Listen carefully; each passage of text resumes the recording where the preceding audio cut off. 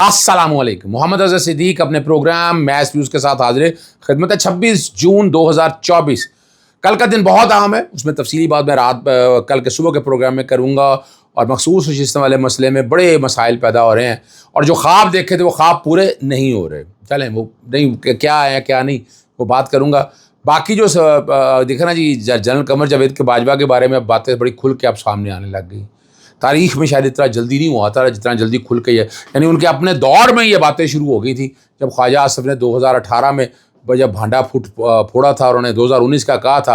اور اس کے بعد ہم نے بڑی دیکھی. اب جو مرضی کہتے رہیں اپنا ملک احمد خان رشتہ داری ہے ان کے ساتھ جنرل باجوہ وہ جو مرضی ڈیفینڈ کرتے رہیں. لیکن پارٹی لیڈرشپ میں اس بات کا اقرار کر چکے کہ نواز شریف اور شہباز شریف سے جنرل قمر جاوید باجوہ صاحب کی ملاقاتیں رہی. اس پہ بھی گفتگو کریں گے. میتھیو ملر والا جو معاملہ ہے میں اس پہ بڑی توجہ دینا چاہوں گا جو کہ انٹرنیشنل اور اس میں اب کیا کیا مسائل ہو سکتے ہیں میں اس پہ گفتگو کروں گا. ایک بڑی بات ہے آج chief justice Lahore acting chief justice Lahore high court justice Shujaat Ali Khan صاحب سے ملاقات ہوئی. مجھے انہوں نے بڑی ڈیولپمنٹ بتائی ہیں. آپ کے لیے میں پوری دنیا میں پاکستان سے باہر رہنے لوگوں کو بتاتا چلوں کہ اس وقت لوور کورٹس کا جتنا ڈیٹا ہے نا یعنی جہاں تک کیس فائلنگ ہے وہ اسکین ہو کے کمپیوٹرائز ہو رہا ہے. لیکن کیس کی ہیئرنگ اور آرڈر آپ کو ویب پہ اویلیبل ہیں. یہ سن لیجئے گا میں کیا کہہ رہا ہوں. ایک اور بڑی زبردست بات ہوئی. ملازم تھے سیشن جج تھے ان کا جو بیوی تھی ان کو لیور کا کینسر تھا تو سیشن جج صاحب ایک درخواست لیے بیٹھے رہے. جب تک وہاں پہنچا تو وہ فوت ہو گئے. تو انہوں نے یہ بھی بہت انقلابی قدم کیا ہے. پھر اس کے علاوہ ججز کی ٹرانسفر پوسٹنگ کے لیے بھی پورٹل آ رہا ہے ورنہ سیشن ججز سول ججز یہ بہت بڑا کام ہوتا تھا. تو انقلابی یعنی میں بڑا امپریس ہوا ہوں جیسے شجاعت علی خان صاحب سے. اور بہت سی باتیں ہوئی ہیں میں اس میں بڑی ڈیٹیل میں باتیں کروں گا. لیکن آج میں تو عموماً دیکھیں میں مبارک کے لیے گیا تھا اور میں ہمیشہ جب چیزوں سے نئے آتے ہیں یا آتے ہیں میں سیشنز کے لیے ضرور جاتا ہوں. اور کمپیوٹر سافٹ ویئر کے حوالے سے لاہور ہائی کورٹ کا نظام ابھی اس طرح نہیں چل سکا. لیکن لوور کورٹ اور یہ بھی بتا دوں آپ کو کسی سے پیسہ نہیں کوئی ڈونیشن نہیں ہے. یہ ہماری عدلیہ نے خود کام کیا اور یہ کریڈٹ جاتا ہے جناب جسٹس شجاعت علی خان صاحب کو اور باقی لوگوں کو. سب سے پہلے جناب میتھیو ملر والی میں بات آپ کے ساتھ کر لوں پھر میں آپ کو آگے. اچھا ایک بات اور میں بتاتا چلوں آپ کو بڑا اہم معاملہ ہے. آپ کو پتہ ہے میں کیس میں اکثر ڈسکس کرتا رہا ہوں یوسف صاحب کا. محمد یوسف PP35 وزیر آباد سے ان کو 27 جنوری سے اغوا کر لیا. ریٹائرمنٹ کا شو کیا گیا. میں نے ڈیٹیلیں ساری آپ کے سامنے بتا دی ہیں ان کے. اچھا کمال کی بات ہے یہ واحد کیس ایسا ہے کہ جس میں فارم 41 وہ جیتے ہوئے ہیں. مجھے کو بدل نہیں سکے. انہوں نے کہا ریٹائرمنٹ والا کام چل گیا فارم 41 چیڑو نا اور اپیل فائل کر دی تھی. لیکن الیکشن کمیشن آگے گیا اس نے کہا ریٹائرڈ جینون ہے. حالانکہ ریٹائرمنٹ تو غلط ہے ثبوت سارے دے دی ہوئے ہیں. اس کی ایک ریٹ علیحدہ فائل کر دی ہے. الیکشن پٹیشن پہ نوٹسز آج ہو گئے ہیں اور عدالت نے نوٹس کر کے جواب منگوا لی. آئندہ ڈیٹ جو بھی ہوگی میں آپ کے سامنے رکھ دوں گا. اگر اصل جو ایشو بات کرنی ہے وہ 5 صفحوں کی میتھیو ملر والی جو بیک گراؤنڈ پہ چل رہی ہے اور یہ قرارداد بڑی اہم ہے. اور انہوں نے جو باتیں ساری جو کہی ہیں وہ آپ کے میں سامنے رکھ دیتا ہوں کہ دہشت گرد حملوں سب سے زیادہ نقصان جو ہے پاکستان نے اٹھایا ہے. کوئی ملک بھی ایسے دہشت گردی کا شکار نہیں ہوا. علاقۂ سلامتی کو اب یہ ایک ایسے موقع پہ آئی کہ جب آپریشن عزم استحکام شروع ہونے جا رہا تھا تو میں تو ڈاؤٹ دیکھ رہا ہوں. آج جرگے نے جو فیصلہ کرنا ہے وہ بھی آپ لوگوں کے سامنے آگے صبح کو میں گفتگو کروں گا. اور انہوں نے بڑا واضح کہا ہے کہ علاقۂ سلامتی کے لاحق خطرات سے نمٹنے کے لیے امریکہ اور پاکستان کا مشترکہ مفادات ہے اور نمٹنے کے لیے شہریوں کے تحفظ کے لیے پاکستانی کوششوں کی حمایت کرتے ہیں. بھاری اکثریت سے پاکستانی حکومت سے 8 فروری کے الیکشن میں دھاندلی کی تحقیقات کا مطالبہ کر دے. یہ بڑی بات ہے.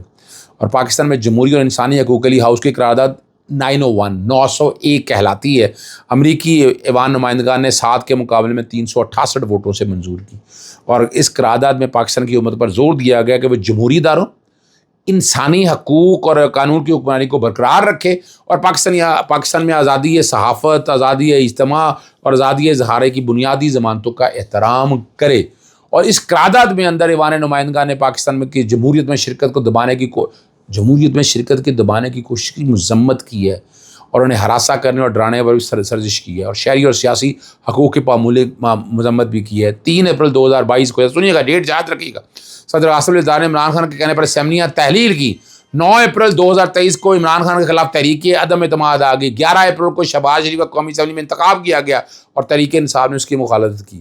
اور یاد رکھیے گا اسمبلی تحریروں کے 90 روز بعد انتخابات ہونے تھے مگر نہیں ہوئے اور الیکشن کمیشن نے انتخابات ملتوی کرا دیے. 10 اگست کو زرداری نے شہباز شریف کہنے پر اسمبلیاں دوبارہ تحلیل کی.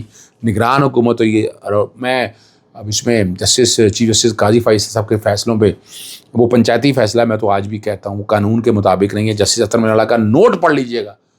یعنی میں جسٹس اطہر من اللہ شروع میں میرا مائنڈ کوئی اور تھا کہ یہ آزاد منچ ہے, یہ لبرل کلاس کے ساتھ ہیں.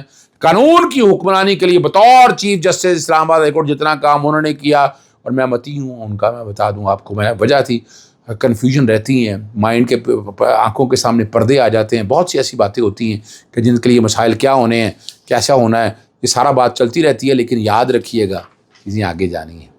اور ایک بات جس پہ بہت سے آپ لوگوں نے کہا, دیکھیں عمران خان یہاں بھی سچا ثابت ہوا. شہباز شریف نے اعتراف کر لیا ہے کہ IMF کے ساتھ مل کر آئندہ سال کا بجٹ بنانا پڑا, اور 2024-25 کے فائنانس بل میں اہم ترامیم کے اعلان کیا وزیر اعظم شہباز شریف. خطاب میں انہوں نے جو کچھ بھی کیا, لیکن ایک بات بڑی واضح طور پر سچ ثابت ہو گئی ہے, وہ یاد رکھیے گا. وہ جتنا مرضی آپ کہہ رہے ہیں, اور جنرل قمر جاوید باجوہ نے ذاتی فائدے کے لیے ملک کا نقصان کیا, یہ عمران خان صاحب کی طرف سے بات بڑی واضح طور پر آئی ہے. اور کیا کہا ہے, دور اقتدار میں دہشت گردی بڑی کمی آئی عمران خان صاحب کے دور میں. خطے میں قیامی امن کے لیے نہ صرف پاکستان مخالف اشرف غنی حکومت کے ساتھ بات چیت کی, بلکہ خود بھی افغانستان کا دورہ کیا. نئی افغان حکومت جو ہے کے ساتھ تعلقات قائم کرنے میں سابق جنرل فیاض حمید کا کلیدی کردار تھا.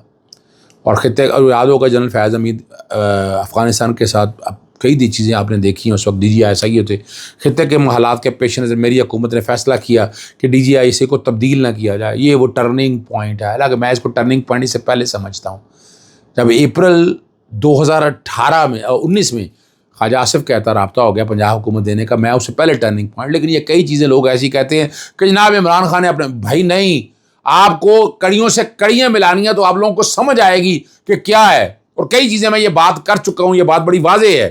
اور یاد رکھیے گا خطے میں حالات کے پیش نظر عمران خان کی حکومت نے فیصلہ کیا تھا کہ DGI کو تبدیل نہ کیا. DGI کو جنرل باجوہ کو ہدایت دی گئی. یقین دہانی کے باوجود جنرل فیاض حمید کو تبدیل کر دیا گیا.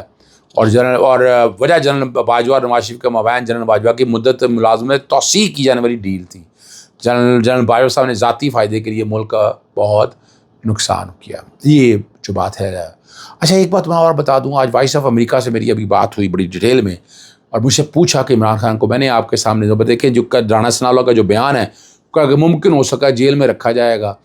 رانا صاحب بتا بھی دیتے ڈیٹیلیں کون سا کیس ایسا ہے. جتنے FIR ہیں ساری ڈیٹیلیں ضمانتیں قبل از گرفتاری ہو چکی ہیں, سزائیں سسپینڈ ہو چکی ہیں, سائفر میں بری ہو چکا ہے. صرف ایک عدت والا کیس ہے, اور وہ کل 27 تاریخ کو فیصلہ دینا ہے. 27 تک جو پاسبلٹی ہے وہ آپ کے سامنے آ جائے گی. اور میں آپ کو بتا دوں اس میں بھی بریت ہے, ضمانت بھی ہو رہی ہے انشاءاللہ, امید بڑی ہے. جج صاحب ذرا ریکارڈ سے ہٹ کے جائیں تو وہ ایک علیحدہ بات ہے, لیکن میں بریت بھی دیکھ رہا ہوں, اور عمران خان صاحب کی سزا سسپینڈ بھی ہو رہی ہے. اس طرح حسن اقبال نے بھی یہ بات کی ہے. زبردستی رکھنا تو علیحدہ بات ہے, آئین اور قانون کی پاسداری کرنا تو عمران خان کو اب جیل میں نہیں رکھ سکتے, بڑا مشکل ہے. کھینچ کے کتنا لے جائیں گے. میں نے 15 جولائی تک کی ایک ڈیڈ لائن رکھی ہے سامنے کہ 15 جولائی تک یہ توشہ خانہ اور یہ سارا جو معاملہ ہے نا, سوری عدت والا کیس, اس میں اس کو نیا, جیسے شاہ محمود قریشی کا سائفر کے بعد کیا 9 مئی والے, یعنی یہاں بھی ہماری عدالتیں اس پہ خاموشی سے, میری سمجھ سے بالات آ رہا ہے. ایک پرچے سے گرفتاری چھوڑ کے دوسرے سے تیسرا. اور بھائی قانون یہی ہے کہ جتنی گرفتاریاں ایک ہی میں ڈالو, یہ بار بار کیوں کر رہے ہیں؟ اگر آپ نے ریمانڈ لینا ہے کرنا ہے تو پہلے کیوں کرے. اور یہاں یہ اس میں ایک اتھارٹیٹیو ججمنٹ کی ضرورت ہے. دیکھنا یہ ہے کہ ہماری عدالتیں سے, جیسے جسٹس اطہر من اللہ نے کہا کہ 8 فروری کے الیکشن کے دھاندلی کے والے سے پٹیشن پینڈنگ ہے, وہ لگانی چاہیے. میں نے تو بلے کے انتخابی نشان نظر بندی کے حوالے سے درخواست کو بھی کہا کہ اس کو بھی لگانا چاہیے, لیکن نہیں ہے. 2 باتیں ہیں, ایک تو تاج گل کا نام ECL سے نکال دیا, اور بڑی واضح طور پر کہا ہے کہ, اور جو بات پوچھی نا IG کو بلاؤ, اور اگر کہتے ہیں اس کے بعد اگر ECL میں نام ڈال دیا تو IG کو لا کر پوچھوں گا. ایک سیاسی رہنما ریلی نکالتا ہے تو آپ نام ECL میں ڈال دیتا ہے. جسٹس طارق محمود جہانگیری نے کہا کہ دہشت گرد کا نام تو آپ ڈالتے ہی نہیں ہیں, ارکان اسمبلی آ رہے ہیں. عدالت میرے پاس تو کوئی گینگ یا دہشت گردوں کا کیس ہی نہیں آ رہا, اور ایک بندہ قومی اسمبلی کا ممبر ہے اور نام ECL میں ڈال دیتے ہیں. اور تاج گل پر کون سے, اور آپ کو پتہ ہے نیازی کا بھی نام جو ہے وہ نکال دیا ہے. اور یہ, اور جسٹس شمس محمود مرزا نے بڑا زبردست, اور PNL لسٹ کے مطابق عمران ریاض کے کیس میں PNL لسٹ کا فیصلہ نہیں کر رہے. یہ کیا کرتے ہیں، نام جلدی سے ڈیٹ آنے سے پہلے وڈرا کر لیتے ہیں، لیکن اس کو آئینی طور پر PNI لسٹ بھی نہیں رہے گی. اور جو میتھیو ملر نے جو بات کہا ہے اس میں ایک ڈیٹینشن آرڈر کے حوالے سے میں آپ کے سامنے رکھ دیا، ڈیٹا میں نے پورا نکلوا لیا. 144 کی FIR ابھی آپ کے سامنے بہت جلدی میں رکھوں گا. اجازت چاہتا ہوں. السلام علیکم. اللہ حافظ. پاکستان زندہ باد.